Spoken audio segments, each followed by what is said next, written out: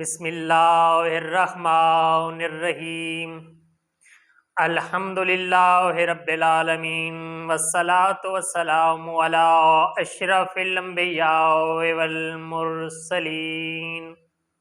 अस्सलामु अलैकुम मोहतरम नाज़रीन, हकीम जौहर अब्बास आज फिर एक नई वीडियो के साथ आपकी खिदमत में हाजिर है।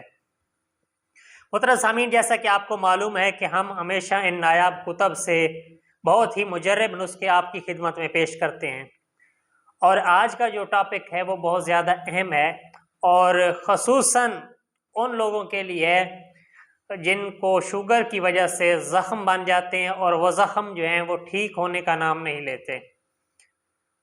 मोहतरम नाज़रीन, ज़ख़म कोई भी हो वो जल्दी ठीक नहीं होता, लेकिन जो शुगर का ज़ख़म है ये इंसान का जीना मुश्किल कर देता है। किसी दवाई से भी ठीक नहीं होता, बहुत ही मुश्किल जो है जाके मुंजमद होता है। तो उसके लिए हमने आज इस नायाब किताब से, जिसका नाम है रमूज़ आज़म, इससे हमने जो है ना नुस्खा नकल किया है।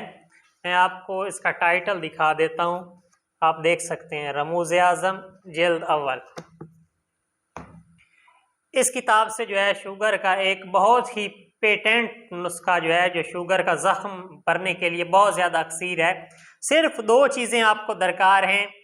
एक चीज़ का नाम है मुश्क काफूर। इस तरह की टिक्कियाँ होती हैं, मैं आपको दिखा सकता हूँ, ये देखें, इस तरह की टिक्कियाँ होती हैं। ये आपने 4 अदद टिक्कियाँ ले लेनी है मुश्क काफूर की, और साथ में आपने अजवैन देसी ले लेनी है 1 शटांक।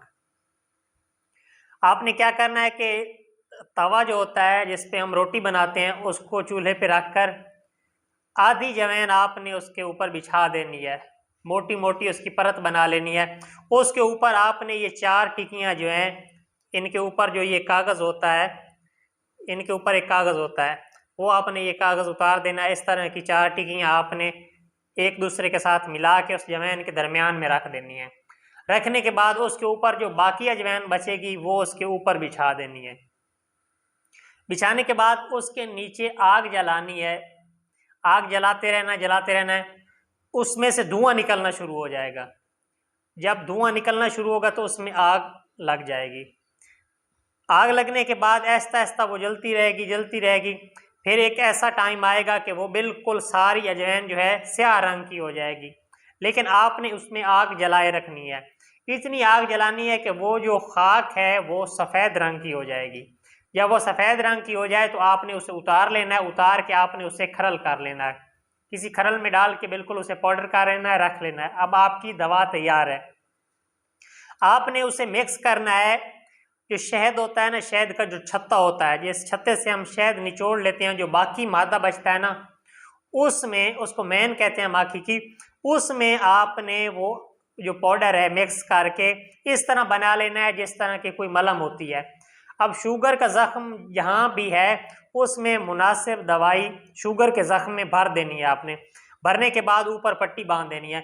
बस ये एक बार की दवाई जो आप इसमें भर देंगे, ये उस वक्त निकलेगी जब वो ज़ख़म मुंजमद हो जाएगा, ज़ख़म ठीक हो जाएगा, भर जाएगा।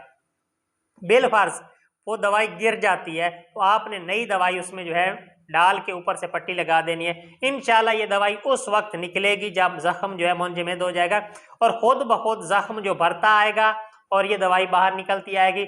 और जब बाहर निकलेगी तो ज़ख़म जो है वो बिल्कुल मुंजमद हो चुका होगा, भर चुका होगा। तो इंशाल्लाह आपका जो ज़ख़म सालों से नहीं भर रहा शुगर के मरीज़ों का, वो इंशाल्लाह 5-6 दिन के अंदर जो है वो बिल्कुल ठीक हो जाएगा। हमने ये नुस्खा काफ़ी ज़्यादा मरीज़ों पर आजमाया है और ये हमारा आजमूदा है।